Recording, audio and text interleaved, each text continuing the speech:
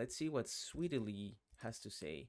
She made a simplified video on speed and is using Sparkle as an example. I like this because it's simplified and I'm too stupid to understand complex Honkai Star Rail mechanics. All I understand is hit hard, kill stuff, buff, hard hitter. Let's get right into it. Hi everyone, this is Hi. Sweetly. I wanted to make a quick video going over speed and action forward in Star Rail. If you're wondering what speeds to target for your Sparkle and DPS, Wait, so is this a guide on speed, not necessarily on Sparkle? Okay, cool. I actually could use that. as well as why, watch this video to find out. All right, First, a we'll quick watch the video. overview of turns and speed in Star Rail. If you already understand everything, feel free to skip to the Nope. Sparkle speed section. Nope, Or I'm you too can just stupid. I'm listen not gonna for skip fun. anything. For me, it really helped to envision each character's turn as them running on a track of 10,000 meters. The 10,000 is Bro, oh my god. She's like one of the most wholesome Honkai Star Rail content creators out there. I don't actively watch her content. I know of her because of Mr. Pokey. But the fact that I'm so dumb and she's explaining it with shapes and examples, brother, she's doing God's work right now. just the number that Star Rail picked for their turn length. Every Yes. time the character reaches the end of the 10,000 track, they get to take their turn and then they start running the next lap towards their next turn. Okay. And think of the action values displayed here as a unit of time, and it indicates how long it takes the character to reach the end of their lap. If you don't have action values enabled in your game, you can toggle them over here in the settings. I think it's pretty useful to turn them on I'm sure she's already making this very comprehensive and easy to understand, but I'm already lost. I have no idea what she's talking about.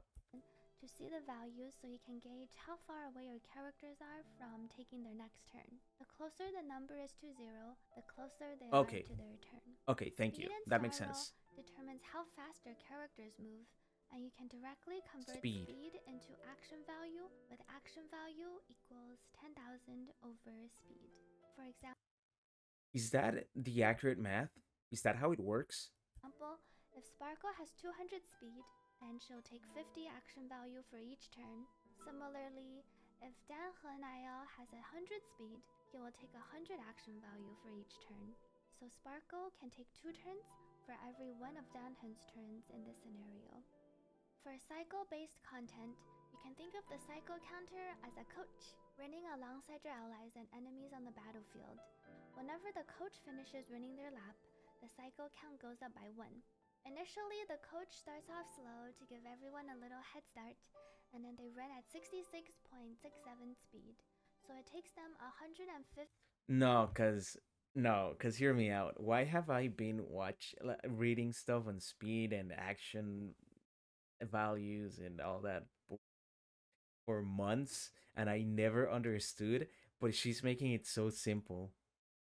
This girl should be a teacher. I swear people would be smarter if she was a teacher. 50 action value to finish running the first lap. Then they speed up and run the rest of the laps at 100 speed.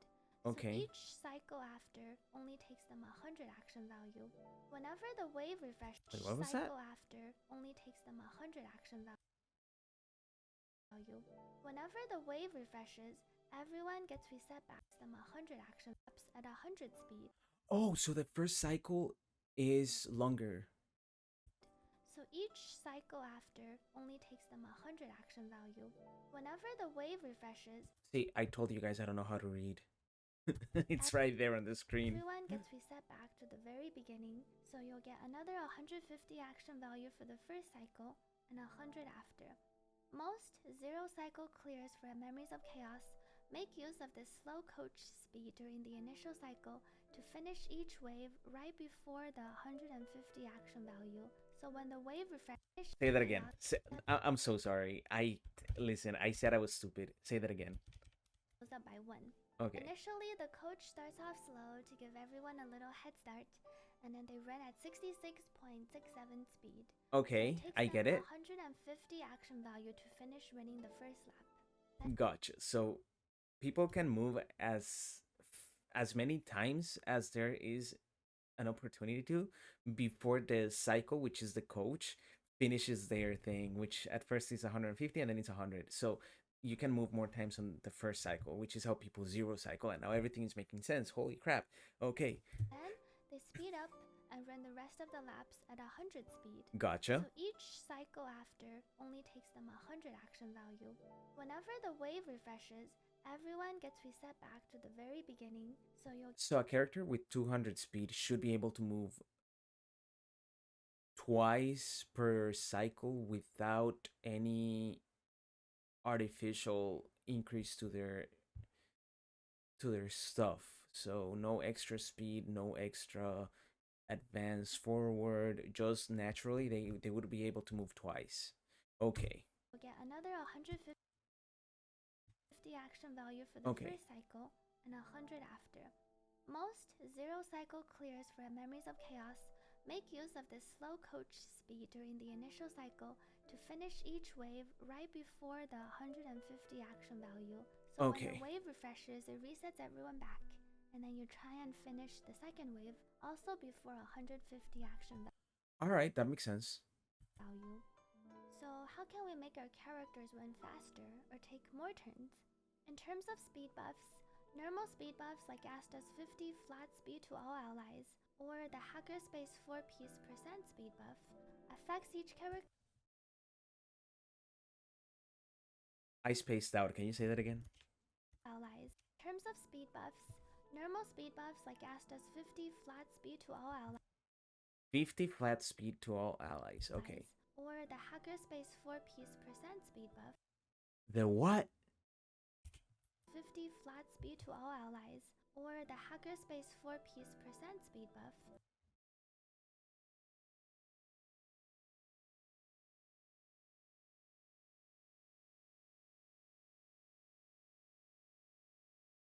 Um, sure.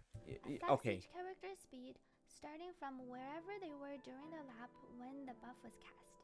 So, for instance, if Danhonayal receives Asta's buff at the start of his turn, then assuming he starts with 100 base speed with his new 150 speed, he would be able to take his turn in 66.7 action value Okay. instead of the normal 100 action value. Gotcha. However, if he received the buff while he was already halfway through his lap, since he already ran 5,000 meters at the initial 100 speed, he would only get to utilize the buff for the rest of the 5,000 meters, so he would take his turn in 83.3 action value.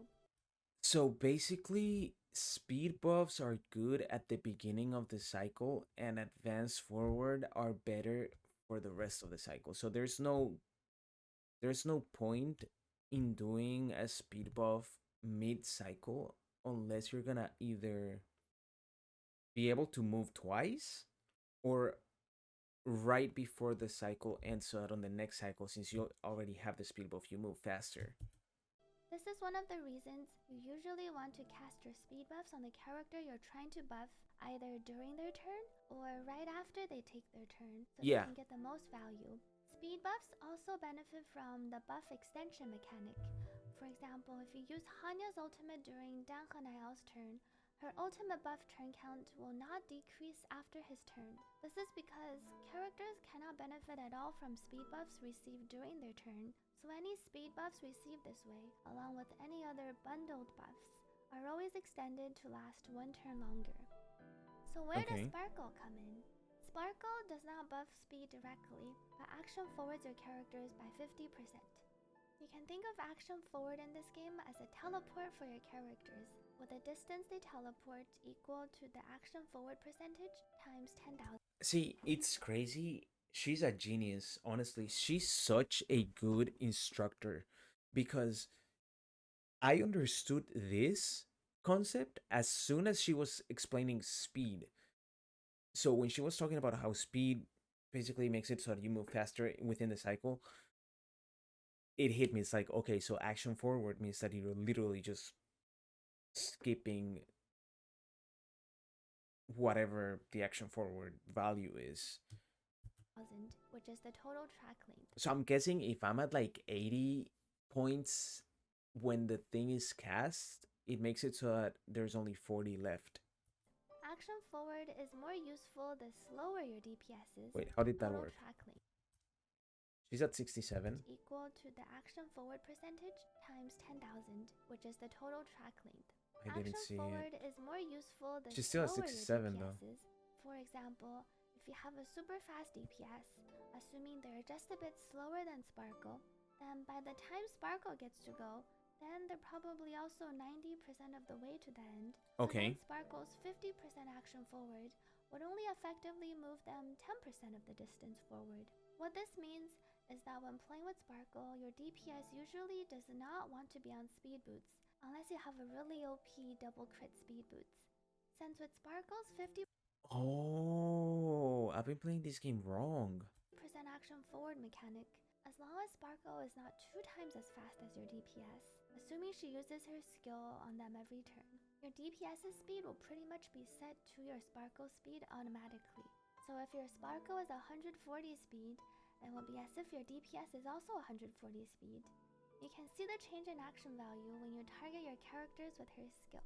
So that's why you want your DPS to be at least 1 point faster than Bronia, because then they're gonna move first, and then by the time it's Bronia's turn, that's why it can't be like too big of a gap.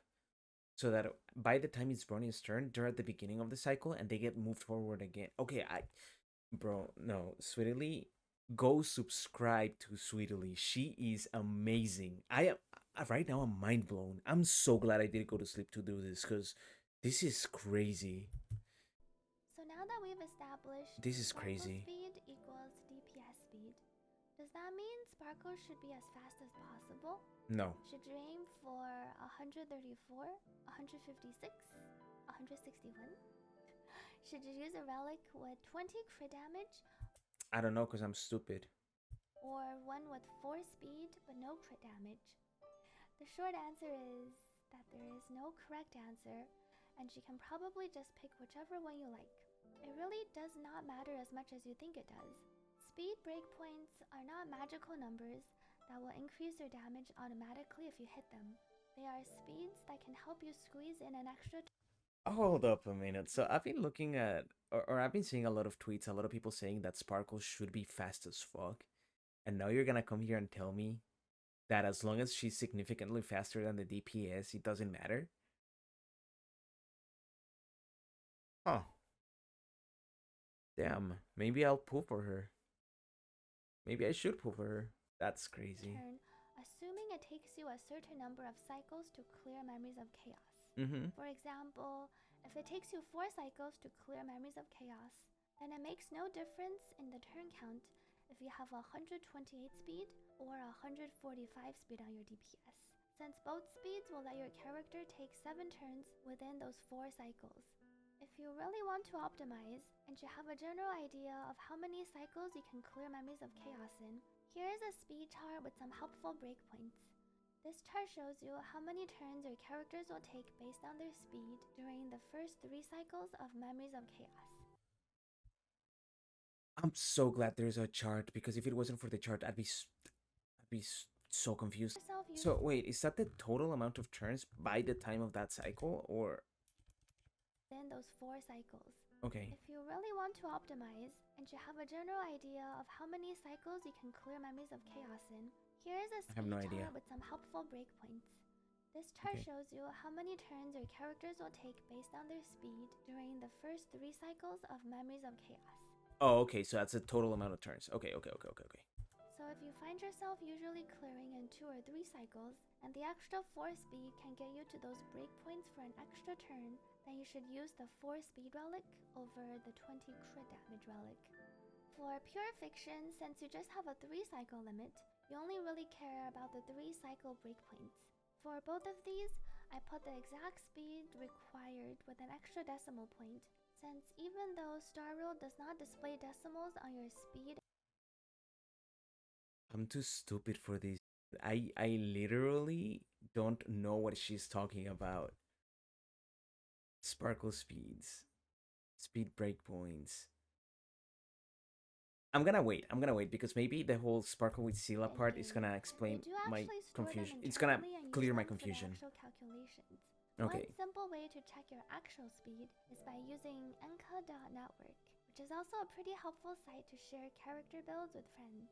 Okay. Generally, you want Sparkle to be quite a bit faster than your DPS, but no more than 2 times their speed. Okay. Since the base speed of characters is usually 90 plus, you don't really have to worry about having too much speed on Sparkle. One exception I did want to mention is, if you're playing Sparkle with Sealy, you might actually want to make Sparkle slower than Sealy, since Sealy's built-in speed buff on her skill naturally makes her quite fast, and there's not too much point in action forwarding her, so in this case, you can try making Sparkle slower than Sealy, so Sealy can always get the full benefit of the action forward. TLDR, aim for fast Why wouldn't I do that with every DPS? Sparkle unless you have Sealy, but don't worry about the exact speed unless you have a general idea of how many cycles you're trying to clear Memories of Chaos in, and then you can check the breakpoints chart to see which breakpoint you want to try reaching. If you have Sealy, you can try playing a slow Sparkle. If you're still listening, thank you for watching this video. I hope my explanations made sense.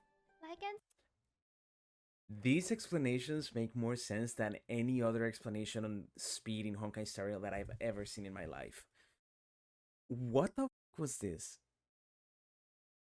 Is that the turn of the character? Okay, so this is the turn of each character. if you really want to optimize and you have a general idea of how many cycles you can clear Memories of Okay. Chaos in, Yes. here is a speed chart with some helpful breakpoints.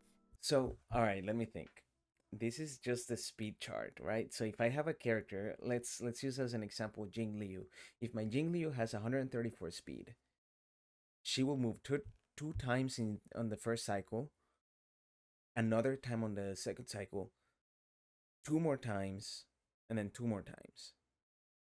Why? I don't know. I do not know. What's the blue shit? This chart shows you how many turns your characters will take based on their speed during the Oh. Okay. So it doesn't matter if I'm clearing this thing in 3 cycles, then it doesn't matter if it's 134 speed or 143 speed because it's gonna be the same amount of things. So yeah. Okay. I get it. That makes sense. first 3 cycles of Memories of Chaos. So if you find yourself usually clearing in 2 or 3 cycles, and the extra 4 speed can get you to those breakpoints for an extra turn, then you should use the 4 speed relic over the 20 crit damage. And this is for Sparkle, not for the DPS. So I can advance them forward more times within a cycle. Okay, that makes sense. All right, like I said, Sweetly, amazing YouTuber. Like, listen, watch her, okay? Subscribe to her. She's amazing. This is mind blowing. This is life changing to me. I've never even considered speed when it comes to building my teams. This makes a huge difference. So please take a look at her channel, subscribe to her. Like, this is just, bro, I'm honestly speechless. I cannot believe she made it so simple. I've never been able to understand any of this crap, and she just said it within 10 minutes. She was like, okay, this is how it works for dummies. Anyway, that's all I got for this video. Leave a comment, subscribe, and I'll see you next time. Peace.